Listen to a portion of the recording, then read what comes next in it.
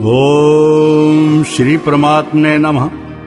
अथ श्रीमद्भगवद्गीता तृतीयो अध्याय। प्रधान विषय। इस अध्याय के 1 से 8 श्लोक तक ज्ञान योग और निष्काम कर्म योग के अनुसार अनासक्त भाव से नियत कर्म करने की श्रेष्ठता का निरूपण। 9 से 16 श्लोक तक यज्ञ आदि कर्म करने की आवश्यकता का निरूपण। 17 से 24 श्लोक तक ज्ञानवान और भगवान के लिए भी लोक संग्रहार्थ कर्म करने की आवश्यकता। 25 से 35 श्लोक तक अज्ञानी और ज्ञानवान के लक्षण तथा राग द्वेष से रहित होकर कर्म करने के लिए प्रेरणा।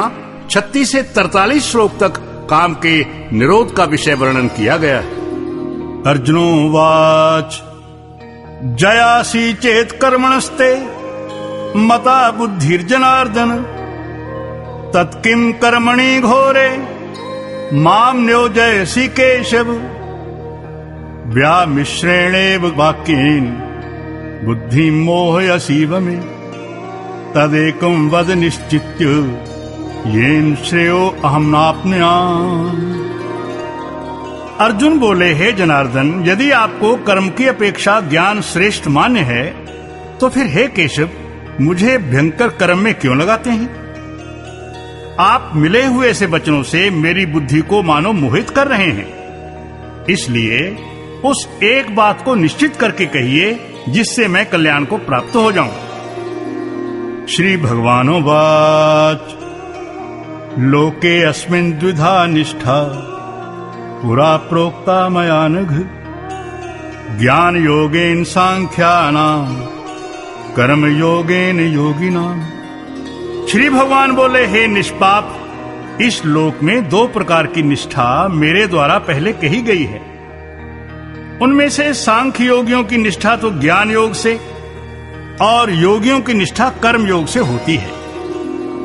न कर्मणामनारंभान नैष्कर्म्यम पुरुषो अश्नुते न च सन्न्यसनादेव सिद्धिं समधिगच्छति न हि कश्चित् क्षणमपि जातु तिष्ठित्य कर्म कृत कार्यते ह्यवशः कर्म सर्वः प्रकृतिर्जैर्गुणैः कर्मेन्द्रियाणि संयम्य यास्ते मनसा स्मरन् इंद्रियार्थान विमूढ़ात्मा मिथ्याचारा स उच्यते।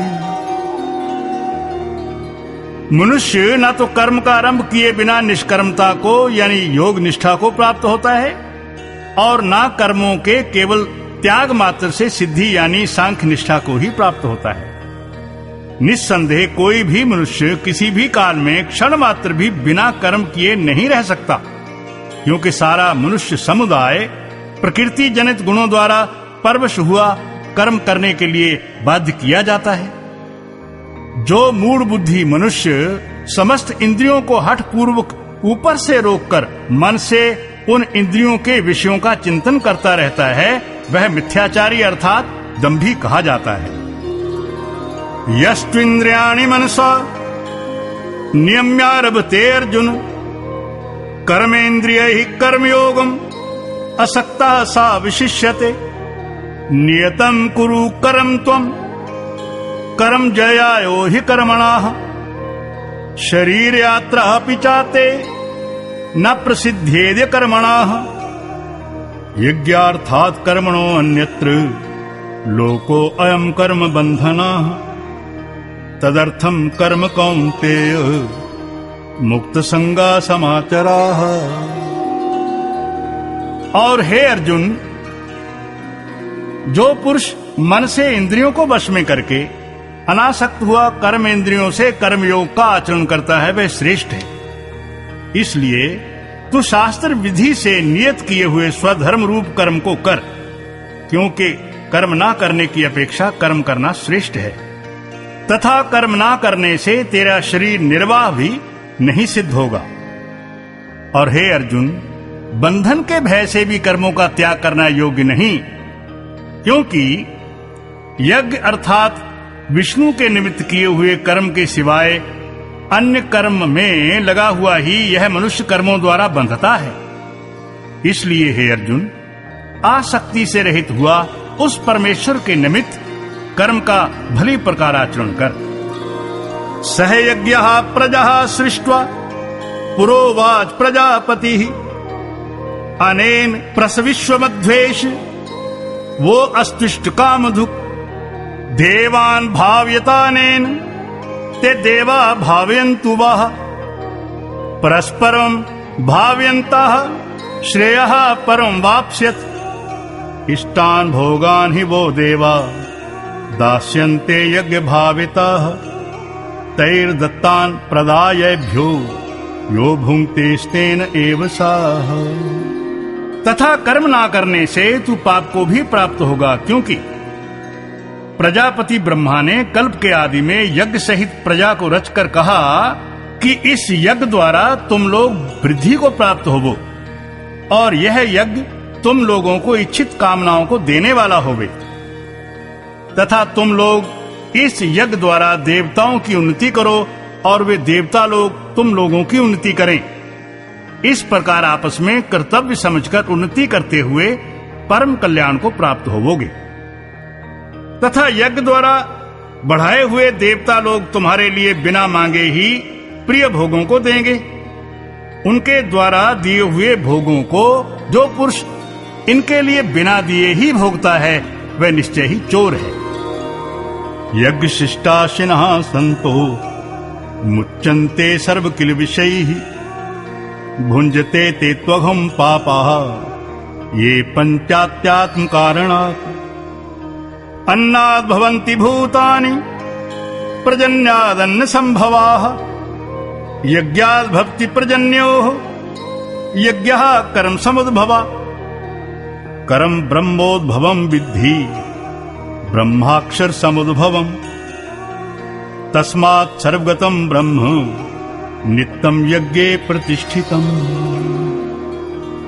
कारण कि यज्ञ से शेष बचे हुए अन्न को खाने वाले श्रेष्ठ पुरुष सब पापों से छूटते हैं और जो पापी लोग अपने शरीर पोषण के लिए ही पकाते हैं वे तो पाप को ही खाते हैं, क्योंकि संपूर्ण प्राणी अन्न से उत्पन्न होते हैं और अन्न की उत्पत्ति वृष्टि से होती है और वृष्टि यज्ञ से होती है और यह यज्ञ कर्मों से उत्पन्न होता है तथा उस कर्म को तू वेद से उत्पन्न हुआ जान और वेद अविनाशी परमात्मा से उत्पन्न हुआ है।